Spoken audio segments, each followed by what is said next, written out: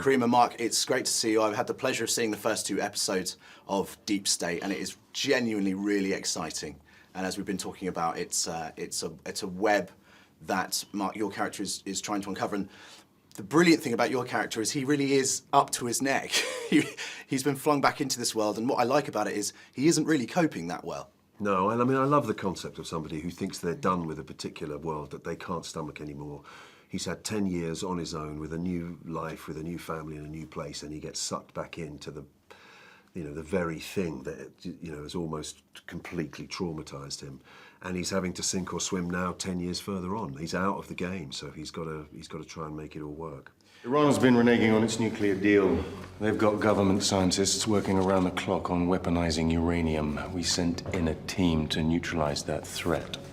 Karima, how does it all sort of weave together? Like, when you read it on the script, obviously the scenes are separate and everything, but it feels whole.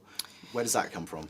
It was incredibly hard to film, I mean, for me personally, because the script it has so many time jumps. So I found myself knocking at Mark and Joe's door quite a lot, having to just keep going over it and over.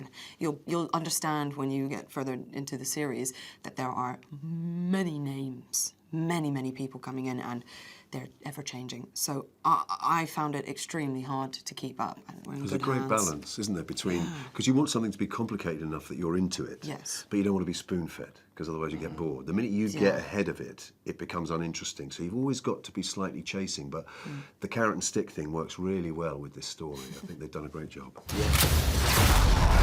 I really thought you'd retired. I don't have a choice on this one. Are we safe? You have no idea what they're capable of. Yeah. Have you noticed that in these things, no one ever hangs up, no one ever says goodbye? No. That's the one rule. No one says I love you, no one says goodbye, no one says hello. Yeah. How do you know when they've gone? You just hear beep. They just live in a world of cool. That's the thing.